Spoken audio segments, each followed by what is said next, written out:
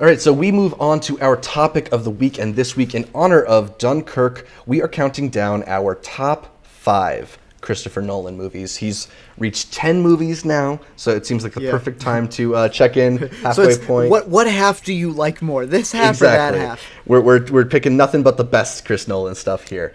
So I've got my 5, you've got your 5. Mm-hmm. You want to go first, or should I? I'll go first. As a true Nolan fanboy, you do know that your top 5 Nolan films have to be the last 5 Nolan films. And whenever a Nolan film comes out, you just get rid of the oldest one, and it's whatever's the newest one. Most recent is best. Exactly. That's how it works, right? Nah, for real. Here are my top 5, going in order. Maybe you won't agree. Should we do the disclaimer? The redundant disclaimer that you need to say? Yeah, I mean, it is the internet. It is the internet. These are our lists. If you have your list, that's good. This is our list. Number 5 for me is Inception. No, Interstellar is not on this list. The only movie that I have on here is this one. I'm not the biggest fan of Inception, mainly because of all the hype that came around it, and it's difficult having discussions without people going like, "Oh, it's so confusing. What dream are they in?" Boy, one's in the snow, one's in a van, one's in a hallway. Stop. It's simple. I do like all the underlying subliminal stuff to it. The whole, did they force Cobb to get into limbo so he can finally appreciate his family? The whole parallels to filmmaking and into it. Just the visuals to it. And we know the lasting impact that it had because is still being used to this day. It's a something and something. It's the whatever Inception. It's Inception in the woods. It's Inception as a horror. All these things. To be incepted is a verb. I mean, not a lot of movie titles become verbs. Boy, to make a movie, you know what I mean? And for it to be used in regular day speech, that's awesome. So, yeah. Like that and Catfish. That and what? Catfish. Exactly. I think that's when you've made it, which, first of all, he's made it before this, but that shows you the everlasting impact that a movie like Inception will have.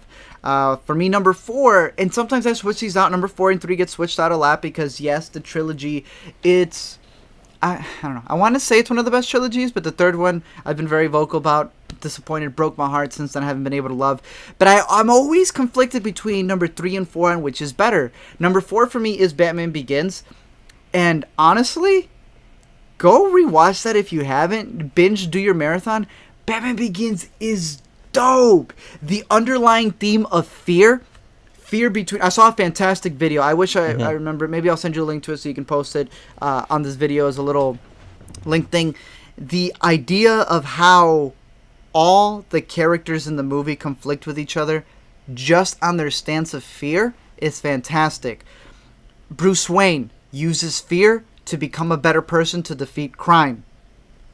But Scarecrow uses fear to scare criminals for his own gain. Ra's al Ghul uses fear to diminish the weak, whereas Falcone, I think it's Falcone, uses fear, the mob boss, whoever was the mob boss in that movie, uses fear to scare the people of Gotham City so he can have power.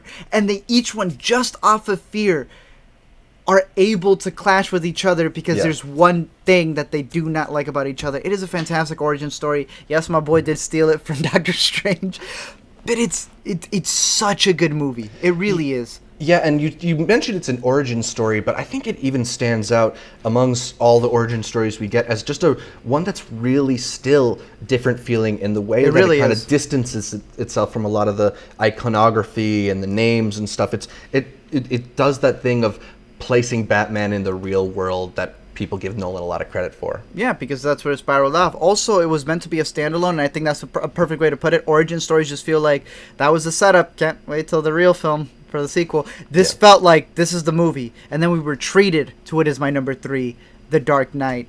I'm not gonna explain. The only thing I guess, I guess the only thing I could say is we have those group of people who keep going, it's underrated. It doesn't mash. I once had an argument with my teacher who refused to see it as a movie. I felt she was blinded on the fact that it was a superhero movie. And she would say, he's like, it's just so jumbled up. All the storylines make no sense. And her 2 arguments I really got into was, 1, it was too long, and the Harvey Dent scene, or the whole Harvey Dent sequence, the whole Harvey Dent timeline at the end made no sense, and it came out of nowhere. You either live long enough to become the villain, or you either die a hero or live long enough to become the villain. That's in the first act of the movie. So when someone tells me that it comes out of nowhere, play Kendrick Lamar's Humble. Right. The other one is, the argument was, it's so convoluted, there's so many things going on. Who's the main character? The movie's called The Dark Knight, be quiet. For those of you who don't like it, sure. We were talking earlier. Masterpieces to you are masterpieces to you. If someone else doesn't like it, don't waste your time with them. Yeah. You just said something was your masterpiece. Spend those 2 hours and 40 minutes watching that masterpiece. That's The Dark Knight, number 3 for me. Number 2. Again, these are my top 2 favorite Nolan films. The only reason this is at number 2 is because number 1 is I've told you about this week in my sophomore year of high school. I had a week my sophomore year of high school where I just abused Blockbuster and the past that they had and just watched a bunch of movies. And honestly, that week is the reason why I am obsessed with movies. Both of these were on there. This one just so happened to be the one that I saw second. And I have to say, like, the tail end of the week.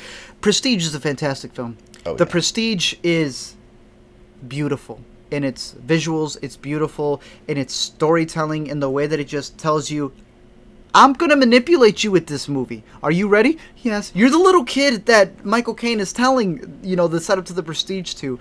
I still watch it and go and pick up on things, which is what a good movie's supposed to be. Mm-hmm. I still watch it and wish that we had that Thomas Edison versus Tesla movie, but David Bowie ain't here to play Tesla. Yeah. First of all, David Bowie plays Tesla in this movie. Yeah, that should be enough for you. It should be enough just because, it's David Bowie playing him. But on top of that, it doesn't take you out of the movie, which is so weird because David Bowie is so eccentric. And I'm one who complained about the Game of Thrones Ed Sheeran thing. That's how natural this felt. It's a beautiful movie. I love the way that you could still watch it again and still be surprised by it and caught off guard. But it sits at number 2. Prestige, being one of my favorite movies of all time, still sits at number 2 because Memento changed, honestly, the way that I saw movies. It's weird because it's one of those movies where you have that movie that's so revolutionary and all the film school kids talk about it or whatever, and it gets to a point where you're just like, okay, yeah, that's cool. We've done that to death. No one's done it. Pulp Fiction and the dialogue has been tried to death by other people who have tried to be Pulp Fiction. No one has come close to what Memento has done, even Nolan when he's tried, to doing what he did with that narrative. To this day, we've talked about this. Yes, it takes place in the early 2000s, late 90s. But if you were to see it now, it feels like a fresh movie. He can repackage that, and send it into theaters and be like, yo, this feels like a brand new revolutionary concept that when people are doing interviews, they go like, this is the original movie I've been waiting for. Yeah, I mean, it's a completely original idea that it's such a high wire act. I don't know how anyone could ever try to copy or imitate or... You can't. Anything is a second place version to this in terms of the non-linear construction. Bro, 15-year-old me sitting down and watching that, I was just like, you can do this? Right. No, I remember literally vocally saying, you're allowed to tell a movie in reverse? That's a thing? I did it. Oh my goodness. It's mind-blowing the first time that you get to experience it. It really, it just teaches you a whole new way of approaching story. Exactly. And to me, that's when I said, what else is possible? Right. And because Memento opened my mind to the idea of what else is possible with movie making, it will probably forever sit as my number 1. That's a very solid list. There's not a whole lot I disagree with. Rearrange them. I will rearrange them only slightly. My number 5, it's the one we just talked about. I'm going to put Dunkirk there. It might be some recency bias. There might be some of that there. But like I said, there's a lot of things in the movie that I found to be particularly moving or well executed. And there's some novelty there to me that it really is kind of a movie that stands out for me, especially as someone who doesn't love war movies much. I found myself really into this one. Number 4, I'm going with The Dark Knight. It's my favorite of all those Batman movies. Okay. Batman Begins is just off my list. For me, The Dark Knight, it's 2/3 of a nearly perfect movie with a coda tail 45 minutes that's It is fine, jumbled. fine. Yeah. Like, I'm not going to, there's some people who are like, oh, it's the worst, it's whatever. I think it's just not up to the level of the first part, which is so That's above and beyond something. what we get. That's yeah, exactly. something. You know, and I don't think there's any shame in having half of your movie be like perfect and the other half not as perfect. You know, number 3 for me, I'm going Inception, and this is one that I'm honestly surprised I have so far up my list. When I was assembling my list, I kept looking over some of the other ones and was like, can I slide Batman Inception. Begins? But like with Inception, you know, you mentioned that the influence in terms of its score and stuff, there's a lot of that, but similarly to Memento, I don't think we've gotten many people able to copy this sort of idea of worlds folding into each other. Even visually. The way that the movie looks with streets coming up and stuff is still so unique. You know, we have this slew of high-budget CGI movies, and there's a sameness to a lot of them. Particularly the Marvel movies have a very similar CGI look, but there's no movie that has looked like Inception before or since. And I think, you know, there was a lot of fanboy love for the movie when it first came out that kind of made it hard to embrace as fully as I once did. But now that we've had some distance from it, there's so much that's memorable from that movie. Like you mentioned, we got a whole new verb out of it. Yeah. It's just a very unique movie, and I think probably the best use of Nolan's aesthetic in a high budget package. Definitely. And Avatar came out that year. It did. This was better. Yeah, totally. Visually. In my opinion. At least too. Yours as well, obviously. My number 2, it's the same as yours. It's The Prestige. I mean, this is a movie that I find to be vastly underrated in the Nolan spectrum, just because it seems to come at this weird point right before he got a lot of attention and acclaim for Batman stuff, but like after Memento was his indie darling, it's that weird middle child. Yeah. But there's so much interesting here. It also plays with some nonlinear aspects, and you got really my favorite Hugh Jackman performance and a great Christian Bale performance in this too. You talked about the way that he's talking to the audience, like he's talking to the little kid.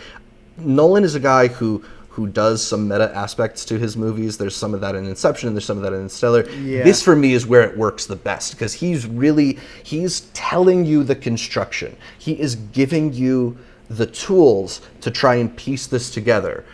And then he executes it right in front. He executes a crazy twist right in front of you without you necessarily following along. Crazy. So he tells you.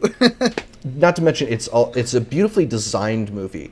The production design of this movie, I think, is really, really cool in a way that not all of his films are, because they almost the smaller scope gives it an intimacy. Like the busyness of that workshop, Michael Caine's workshop, is maybe one of the coolest rooms that Nolan's ever shot in. Because The Illusionist came out during the same year, and I just hold that one close to my heart because Jessica Biel's in it, and she's so attractive. But that's a perfect example of the big difference between, it's not just the storytelling, but production design is a huge difference between the two, and why Nolan's stands out a lot more than this place, Illusionist, that felt a lot more like sets. Yeah, absolutely. But for me, I have to go with Memento at my number 1. I have to go to the same movie as you. I mean, like, look, this is just a completely unique experience. I wrote it, talking about watching it in high school. I watched it in high school, ended up writing like a 14-page paper in my senior year of just like for extra credit and stuff. Like this, there's so much that's interesting about this movie. The way that it's constructed sort of forces you to put things in place in a way that engages your brain. Forces you to engage your brain in a way that a lot of movies don't necessarily do. Mm-hmm. There's so many iconic images and moments. It has a slew of comic relief, and the pacing is great. I mean, it's just such a well-constructed movie. There's so many interesting aspects to it. Like you, it just taught me to think about movies in a different way. I really, really appreciate that, and I just don't think anybody has done something that marries structure to content better. Yeah. There's a reason for that nonlinear nature to this movie, and that's the short-term memory loss that the main character has. And you get to both be in his shoes and follow the path of the movie because of that outside-in construction he gives you. It's brilliant. It's brilliant. I love Memento. You obviously love Memento. Yeah, and if you haven't seen it, Honestly, we're jealous. Yeah, I'm not. Yeah. I mean, I bet you there are those Nolan fanboys out there who haven't even seen it, and to me that's a crime to advocate for the guy without seeing his best movie, which is just so unique. I'm not even gonna be mad and say anything. I'm just gonna be like, you know what? Just watch it because the best is yet to come. All right, so that is it for our top 5. We quickly head to the new to see because in theaters this weekend.